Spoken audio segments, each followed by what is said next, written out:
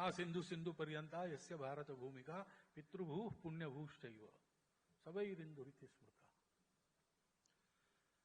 इस प्रकार के भाव से स्वयं को परिपूरित करते हुए संपूर्ण देश इस भाव से परिपूरित हो और सबके जीवन ऐसे बने और अपने शक्ति की पराकाष्ठा करते हुए प्रत्येक व्यक्ति देश के लिए जिए, देश के लिए जिए, स्वयं देश होकर जिए, भारत बने, भारत को जाने, भारत बने, भारत को माने जीवन में, उसके लिए जिए।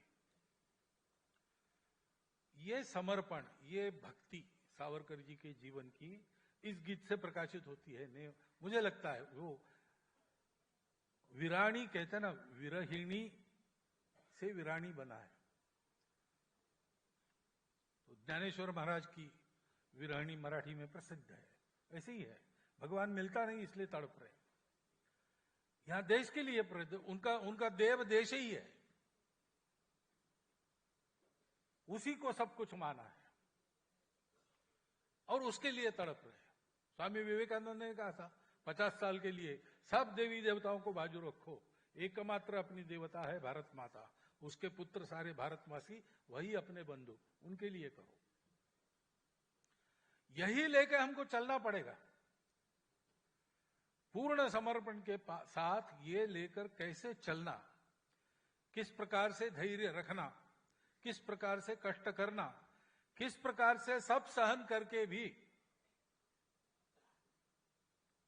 सावरकर जी को परतंत्रता में भी सहना पड़ा, स्वतंत्रता में भी सहना पड़ा, लेकिन कभी उनके मुख से भारतवासियों के प्रति उद्विग्नता, शाप ऐसा नहीं निकला।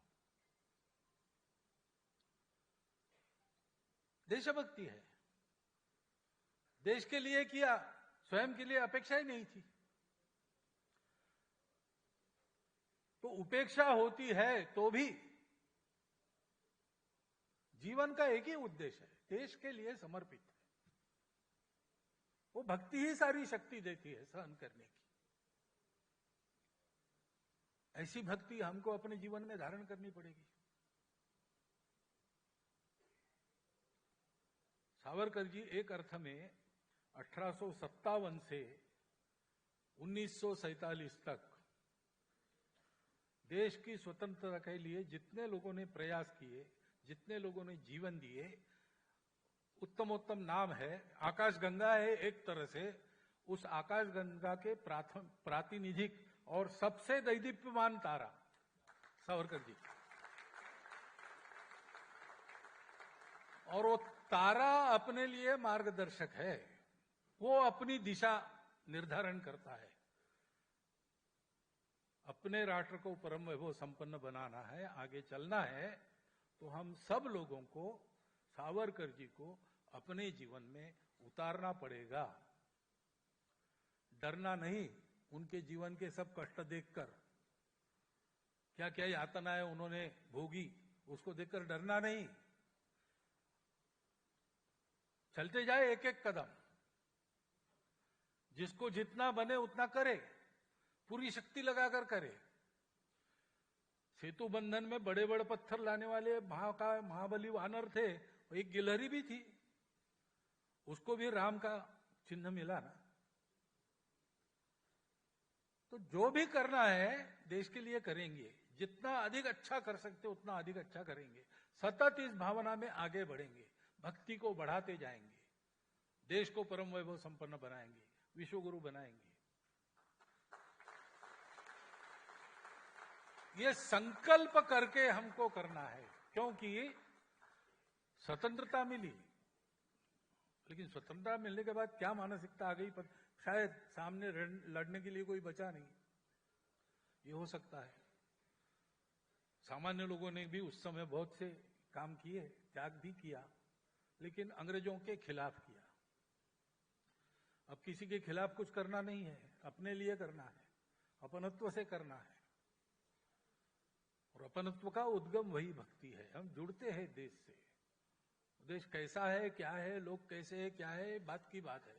ये सब अपने हैं, ये अपना देश है, ये अपना राष्ट्र है, अपना क्यों है?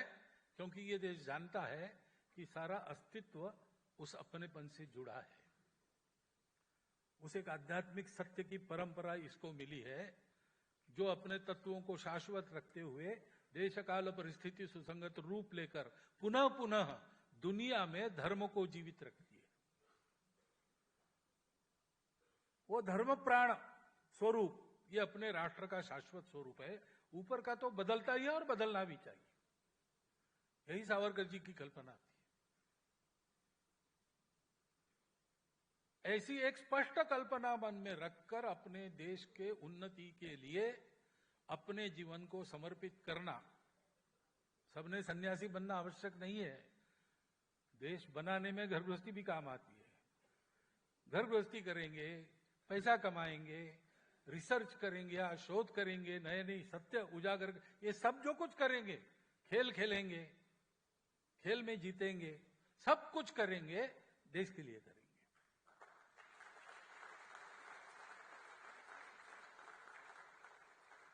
ये बात पक्की रखकर हम जीवन में चलेंगे। ऐसा चलने का प्रारंभ हम लोग संकल्प करके करेंगे। छोटी छोटी बातें एक एक एक एक ठीक करते जाना तो जीवन बन सकता है। हम एकदम सूरज नहीं बनेंगे आसमान के सावरकर जी जैसे, लेकिन एक दीपक तो बन ही सकते हैं। वो प्रयास करना, स्मरण करना, इसलिए करना। मुझे लगता है अभी बाकी सारी बातें हो गई है, आपके सामने आ गई है, बहुत कुछ आप पहले से जानते भी, परंतु ये जब किया है, इतने अच्छे पवित्र भूमि पर किया है, जहां ऐसे संकल्पबद्ध लोगों ने सब यातनाएं सहन करके भी अपने संकल्प को नहीं छोड़ा, और इसलिए संकल्प के धनी दो लोगों के पैर, मूर्धन्य लोगों के, सावरकर जी और सुभाष बाबू के यहां इस द्वीप पर लगे हैं। उस द्वीप में आकर हमने आज सावरकर जी की मूर्ति का अनावरण किया है, उनकी याद कर रहे, उनकी लिखी कविताओं को सस्वर सुन रहे हैं, तो अपने मन में ये भाव जागृत होना चाहिए और उस भाव के प्रकाश में हमने ये संकल्प लेना चाहिए कि आज से, अभी से आगे एक एक कदम पर विचार करेंगे कि हम उनके जैसे कितने बन रहे। इस जीवन में उनके जैसे पूरे बन जाएंगे ऐसा नहीं है, लेकिन थोड़ा बहुत उनके निकट पहुंचे ही इन सब मामलों में, ये अनुभूति हम इसी जीवन में ले सके, ऐसा जीवन इसके बाद हमको जीना है। ये संकल्प लेकर अगर हम जाएंगे तो मुझे लगता है कि आज का जो कार्यक्रम है वो प्रतीक रूप न रहते हुए एक सार्थक कदम उस दिशा में बनेगा।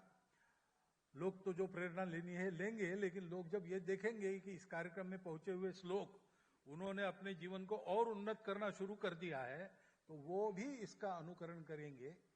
बड़ी बड़ी बातें होती है, उनकी शुरुआत बहुत छोटी होती है। तो 2047 में अखंड वैभव संपन्न बल संपन्न विश्वगुरु भारत बनने की धारा शायद आज के इस कार्यक्रम की गंगोत्री के रूप में शुरू हो जाए।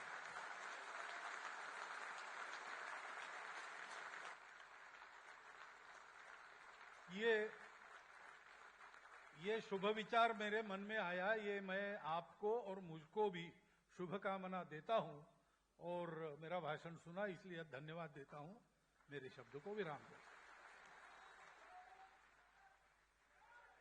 भारत माता की